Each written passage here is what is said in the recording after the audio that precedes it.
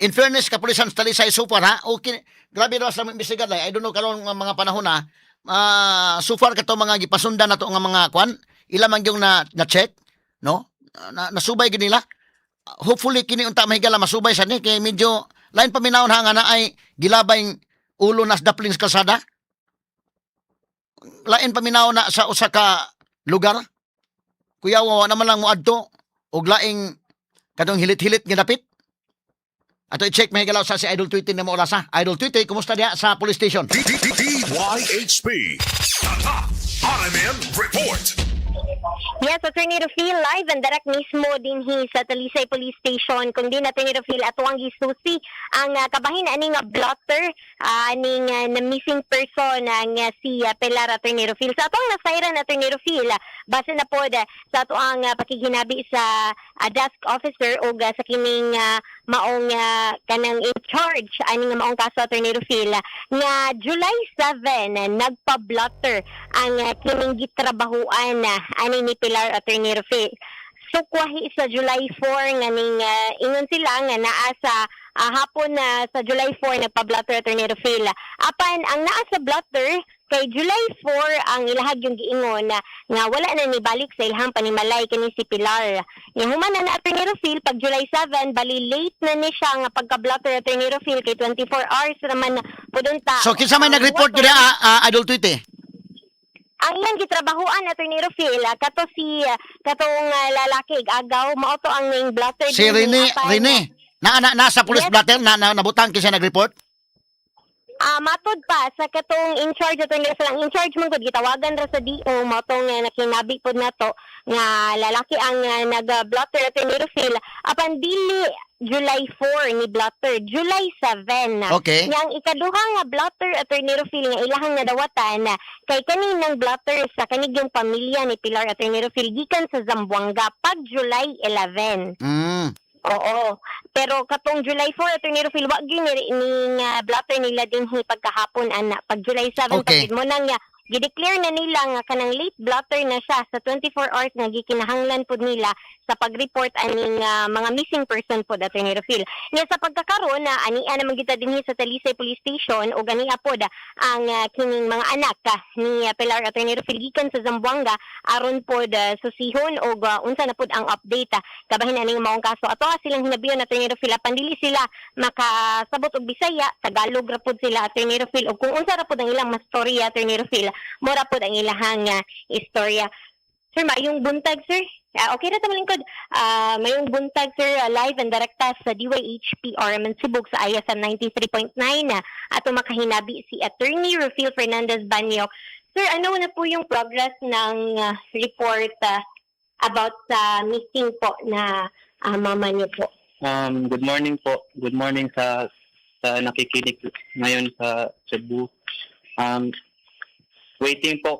Waiting pa rin kami sa report investigation. Hindi kami nawawala ng pag-asa na makita yung nanay namin. So, Medyo emotional lang po si ano pong pangalan natin? Kide. Medyo emotional lang po si Kide, Attorney Rufil. oo. Hindi kasi ganun yung nanay ko, ma. Nakita na ba nila yung nakuhang Opo, sir. so kumusta sir? Hindi in person, through picture lang din kasi ang sabi ng foreigner doon sa is nilagyan na daw nila ng formalin. Oo. Side view kasi yun, sir, tapos kuan na ba yung skull, hindi ko talaga ma-identify kung nanay ko na talaga yun, kaya hinihintay talaga namin yung DNA swab para ma-confirm, sir, kung nanay ko talaga yun. Pero hindi kami nawawala ng pag-asa, sir, kasi alam namin. Yung nakita na ba din yung yung body ng nanay ninyo? Totoo ba yung ulo nakita at saka yung body nakita na?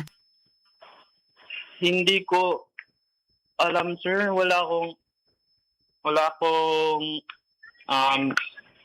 idea, sir, kung siya na ba talaga yun. Kasi picture din yung pinakita sa amin ng punerarya, sir. So yung pinakita sa punerarya, yung picture ng ulo at saka yung sa body. Yung ulo lang, sir. Ulo lang. Opo. Mayroon daw earrings yung yung ulo nakita. Familiar ka sa earrings ng nanay nyo? Arius, ano ba nang... Meron, sir, pero parang hindi ko kasi nakita na may earrings yung skull. Oo. Okay. So, kailan yung last communication ninyo ng nanay mo, Kaid? Nung July 4, sir, morning, nag-message pa sa amin lahat talaga, sir, sa kuya ko, sa mga kapatid ko, sa akin, sa ate ko, sa mga kapatid din niya, sa mga friends niya, hanggang 11 a.m. plus. Pagdating ng noon, sir, wala na talaga ang kwan namin kasi baka kumakain or busy na siya mag-alaga sa amo niya. Hindi na namin minayin, sir, na baka yun na nga, sir, baka busy lang. Pero pagdating ng gabi, sir, never kasi talaga yung mama ko, sir, na mag-call sa amin, mangumusta, kung kumain na ba kami, kung anong ginagawa namin, lalo na sa bunso naming babae, sir. Kasi siya talaga yung only girl. Ilan kayo magkapatid, Kaid? 4, sir. 4. Ako yung pangalawa, sir. Oo, so kayong lahat na magkapatid, makatanggap kayo ng message sa nanay ninyo everyday talaga, everyday. Opo, sir. Everyday, sir. Tumatawag talaga yun, tsaka nag-musta, sir. Oo. So kaya unusual talaga yung hindi na siya nag-contact simula noong July 4 sa hapon. Hindi na Opo, nag-contact. sir. July 4, 1 p.m. hanggang ngayon, sir. Wala ba siya nabanggit na may lakad siya or may problema siya? Wala po siya nabanggit. May lakad siya. Sir, May pupuntahan. wala naman, sir, kasi kapag maglakad yun, sinasabi talaga yun sa amin, lalo na kay kuya, kasi wala man siya kilala dito, sir, sa Cebu, sir. Yung pumupunta lang siya sa simbahan dito, mama. San Isidro? San Isidro. Ano ba yun? San Isidro, Labrador. Parish. Dun siya Kasi yung nanay ko, ma'am, yung religyosa. Religyosa. Oo. Opo. Saan yung tatay ninyo, Kaid? Ma'am? Yung tatay ninyo, saan na ngayon? Naghiwalay sila sa nanay mo? Kasi, sir, yung kuya ko, sir, dalawa lang kami sa tatay. Oo. Tapos, hiwalay na sila, sir. Matagal na talaga sila hiwalay. Oo. Tapos yung third, tsaka yung bunso na babae, sir, namatay din yung tatay nila nung March 2020, sir. Oo. So wala ba siyang nabanggit na may problema siya?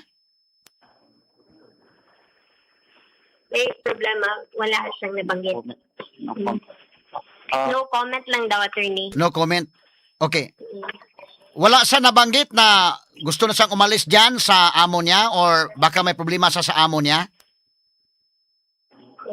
Meron. Attorney Rufil, no comment for now daw po, Attorney Rufil. Itong mama mo... Off the record ra, Attorney Rufil, ang atong nasayran kabahin po na. Okay.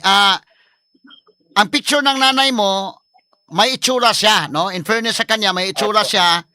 Opo. Oo. Opo, sir. Wala bang na-mention na mayroong boyfriend siya dito or mayroong nag-ano sa kanya? Suitor? Wala kasi, sir, si mama kasi namin, sir, kapag in love yan or may kwan sir, may crush or ganyan, sinasabihan niya talaga kami, sir. Never, hindi yan siya mag-kwan sa amin, sir, mag-lie kasi kami na lang talaga, sir. Mama, kuya, ako, tapos yung mga bunso namin, sir. Bali, open siya sa inyo. Open talaga yan sa amin, sir. Open siya. Wala bang mga...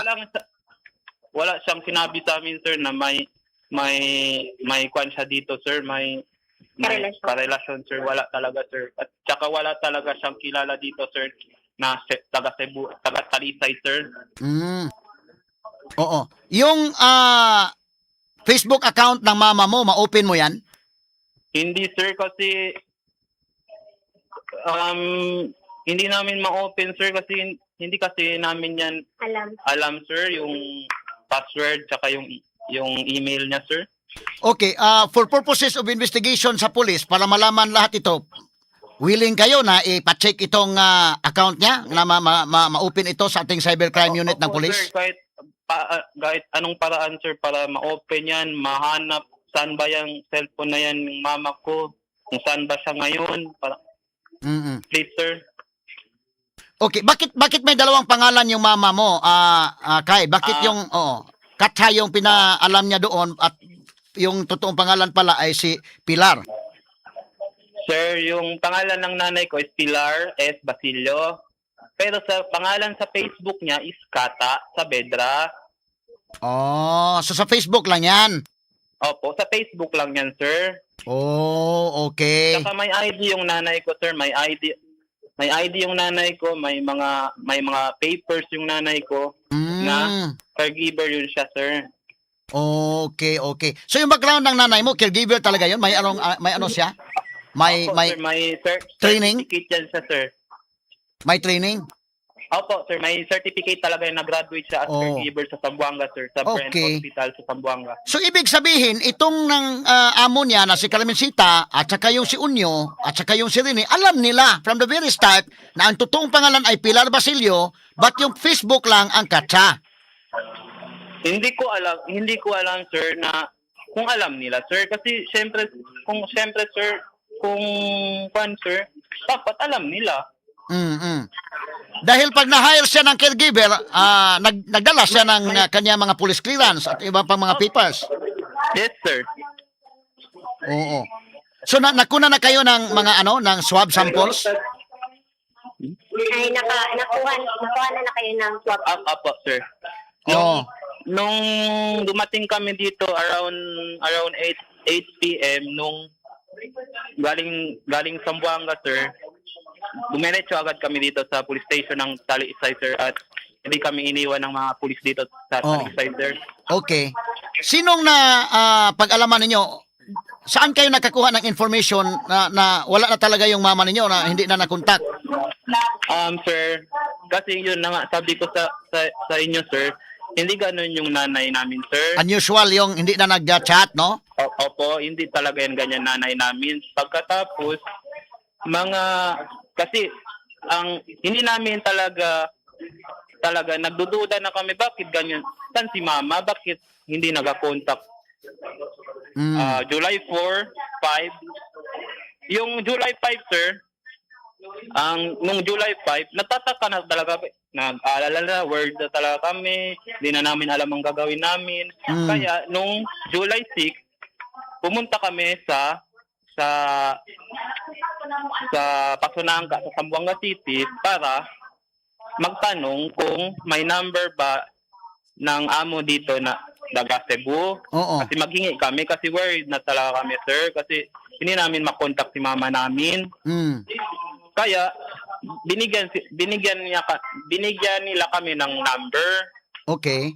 Kasi tapos pagkasabi nila sa amin doon sa yung sister-in-law ng amo ni mama na hindi na daw umuwi si mama namin. Umalis daw nang walang pasabi, sir. Kaya sabi namin, pupunta talaga kami dito sa Cebu City, sir. Oo. Dahil kung granting for the sake of discussion na yung mama ninyo umalis talaga, dapat nag-chat sa inyo, no? Magkapatid. Opo, sir.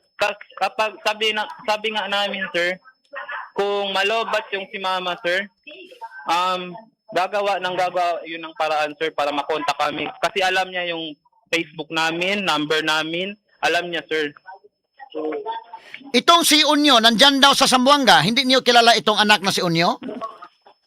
Naririnig lang namin kay mama, sir. Minsan naririnig lang namin, sir.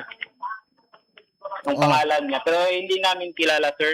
So yung mama ninyo, dahil open kayo ng mama ninyo, sinong mga kasama daw sa bahay? Araw-araw ng mama ninyo. Dahil concerned kayo, mama ninyo yan, baka sinong kasama dyan sa bahay? Safe. Yung hindi pa nawawala si mama, sir. Oo. Dati, sir, yung sinasabi niya sa amin, 4 lang man yan sila, sir. Yung si Amo, Carmencita. yung Carmencita, si Ma'am Carmencita, si Onion, si RR, Oo.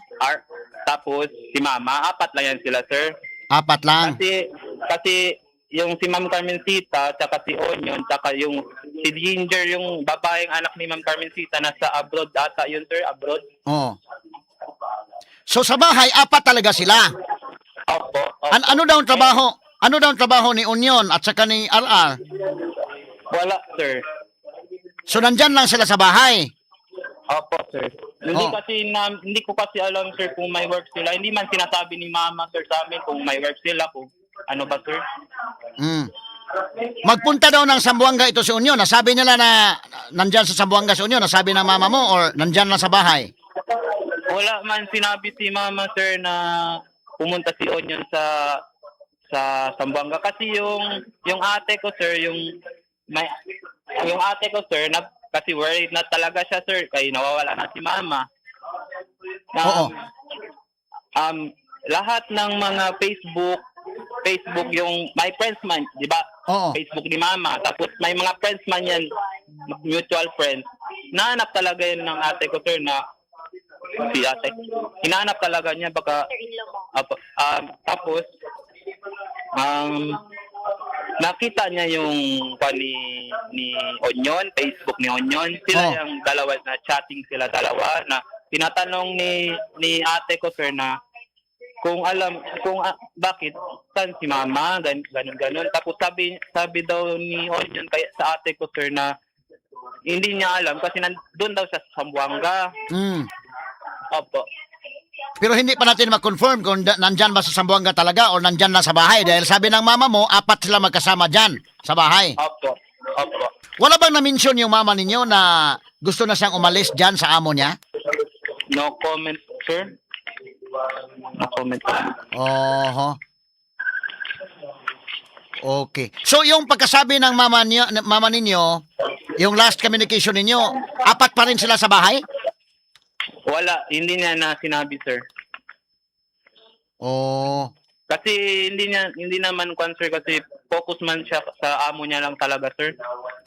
Kay Ma'am Carmencita lang man talaga siya. Okay, focus. yung nagduda na kayo, sir, dahil hindi na nag-chat ang mama ninyo, na unusual talaga, sino ang una ninyong tinawagan? Tinawagan talaga, yung nawala na si Mama, sir. Pumunta na talaga kami sa sister-in-law ni Ma'am Carmencita, sister-in-law ni Ma'am Carmencita. Pumunta na talaga kami doon, sir. Ang sister-in-law niya nasa Zamboanga din? Opo, sa Pasunangka, Zamboanga City, sir. Okay, so okay. Ang sister-in-law niya nasa Zamboanga, so pinuntahan ninyo diyan sa Zamboanga at doon kayo nag-connect. Opo, kasi tapos pagkapunta namin doon, 2 araw na pala hindi umuwi si Mama. Hindi talaga nila kami kinontak dito ni Ma'am Carmencita or kung sino mang kasama ni Mama doon sa bahay. Wala talaga sila sinabi na sa amin na wala 2 araw na wala dito yung nanay nyo. Kami pa nag-approach kasi sa kanila, sir. Okay, so sa Zamboanga, nandyan ang sister-in-law ni Carmencita, yung amo ng mama ninyo, pinuntahan ninyo, tapos siya na ang nagpaalam sa inyo na 2 days na hindi nakauwi yung mama ninyo. Opo, yun daw ang sabi ni Ma'am Carmencita sa kanya. Okay. Kanila, sir. Okay. Now, dahil nandyan sa Zamboanga si Union, sabi ni Union, nandyan daw sa Zamboanga, hindi ninyo nakausap dyan sa Zamboanga? Hindi, sir. Hindi namin alam na nandun sa Zamboanga. Bago-bago lang namin nalaman, sir. Anong sabi ng sister-in-law? Nandyan si Union or wala sa Zamboanga? Hindi din niya sinabi, sir, na nandun si Onion sa Zamboanga, sir. Kayo po ba'y naniwala na nandyan siya sa Zamboanga at the time or nandyan lang siya sa Cebu? Dito lang siya sa Cebu? No comment, sir. No comment. Okay. Sige, sige. Kumusta ang mga pulis diyan, ang investigator? Okay ba lang ang ano sa Talisay Police sa inyo? Okay lang? Nagpapasalamat talaga sa Talisay Police Station, sir. Nung pagdating namin dito, sir, hindi talaga kami nila iniwan, sir. Ginabay Okay. nila kami, sir. Hanggang ngayon, sir, sila pa rin. Hindi nila kami iniwan, sir. Okay. Cooperative ba sa inyo dahil concern kayo, of course, anak kayo. Itong Yes, sir. amo niya, pati yung si Union, yung anak ng amo, of course, talagang concern sana din sila, supposedly, because caregiver nila yung nawala eh. Kumusta ang cooperation ninyo? Very cooperative ba ang pamilya or parang hindi? Nung pumunta kami kahapon dun sa bahay nila, sir, sinasabi lang nila na hanapin nyo si mama kasi daw baka may pamilya dito si mama. Kasi yun daw ang sinasabi ni mama sa kanila na may pamilya daw dito sa Cebu. Hindi ko lang alam, sir. Pero wala kasi akong idea, sir, kung may pamilya talaga kami dito sa Cebu. Kaya lahat ng mga pinsan, mga relatives namin, kinontak talaga namin. At meron naman, sir. Meron man kami pamilya para dito sa Cebu. Pero ang layo daw talaga. Ano ba dito, ma'am? South? Nandun sila sa North. Tsaka, sir, hindi nga alam ng auntie namin, sir, na nandito si mama. Kasi wala din sila contact, wala din silang cellphone number, gano'n. Tsaka, sir, kung nandun man yung nanay namin, sir, grabe din yung auntie namin, sir. Hindi talaga magtawag sa amin. Nandito pala yung nanay nyo, walang cellphone kasi ganyan nawala. Ano na, sir? Okay, ilang buwan ba nagtrabaho yung mama ninyo sa kay Carmencita? Almost 1 year. Almost 1 year or 1 year na, sir. Wala ba kayong duda against sa amo niya? No comment, sir. Wala kayong duda against ni yung Union? No comment, sir. Yung si Rene? No comment, sir. Hindi ba ninyo dinala sila pag pag nakitang ulo dyan? Hindi ba nila pinuntahan? Hindi ba niyo sinabihan, baka tulungan niyo kami, baka puntahan natin doon? Kasi, sir, pumunta kami. Pagdating namin dito, sir, dumiretso kami dito sa police station. Tapos pumunta kami sa bahay nila, sir, gabi. Wala man tao, sir. Open lang yung door, open lang yung mga bintana, pero walang tao, sir. Okay, anong sabi ng Talisay Police? Tingnan nila yung CCTV sa bahay? Ni Carmencita? Pumunta kami doon kahapon, sir, ng hapon, umaga. Wala daw silang CCTV doon sa bahay. Pero may CCTV daw sa room. Yun, hindi nila sinabi, sir.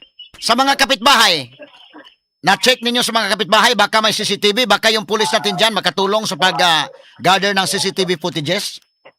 Siguro, sir, siguro kasi pagkatapos namin doon sa bahay ni sa amo ng nanay ko, sir, bumalik na kami dito sa police station.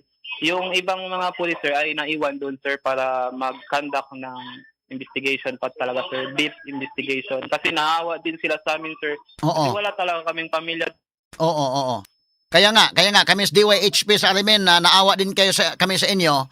That's why i-follow up namin itong problemang ito. Dahil kung totoong 2 o'clock umalis yon, i-check natin sa CCTV ng mga kapitbahay kung mayroon bang babae na naglakad dyan outside sa bahay nila ni Carmencita. Kailangan daw na lang, sir. Walang nanay namin. May mga kapatid pa kasi. Oo. Sige. Hindi namin alam, sir, kung kumain na ba yung nanay namin. Palagi lang siya nagsasabi sa amin, padayon lang, laban, kaya lang. Hindi taga dito yung nanay namin. Sige, kasabot mi sa imong gibati, kinini ang kahit no, kanang imong mga no comments dili sa tubag nako sa on air, kasabot mi ana, but ang pulis na imong utana, ang investigator, isulti lang ang tanan kahit ha. Opo, sir. Kibaw ko nga nganong no comment, in fact, medyo mura kag nahadlok ganina sa tawag namo kag ganina uban ni Inday Ken ganina kay ba may nga na kay mga reservations but ang pulis may imbestigar niya off the dili na on air itug-an tanan aron nga ma-solve nato ni nga problema. Opo, sir. Okay, sige Kaid, salamat Kaid sa paghatag panahon namo sa DYHP ug sa IFM. Thank you talaga, sir. Oo. Twitch, Yes, Attorney na ay mga Rufil. off the record na Twitch makakuha tag mga off the record para maklaro ta lang ni. Sige lang, di lang to isulti sa on air. Oo. Doon ako nasayran Attorney Rufil but ato alang storyaan Oo. nga kita ra Attorney Rufil kay mao po'y hangyo po sa ilaha apan ang ilahang pagsalig sa ato Attorney Rufil anaara man hinuon mo nang ning saysay pod sila dili lang on air apan off the record Attorney Rufil. Okay. Ato alam po ni tagaan og dugang pa detalye Attorney Rufil sa kung unsa pa ato ang makuha dinhi sa Talisay Police Station kabahin ani nga missing nga person Attorney Rufil ug galing mugawas na ang kining DNA result ato nga napalgana nga ulo og ang kining missing person nga si Ma'am Pilar Attorney Rufil. Dili na lang ano pa sa Talisay Police Station kini yung Idol 3 Saya sa 93.9 og DYHP or man Cebu Tatak-ar. Amen. Number 1 sa balita, number 1 sa komentaryo, number 1 sa drama, at number 1 sa serbisyo publiko. DYHP RMN Cebu, the official overall number 1. Number 1.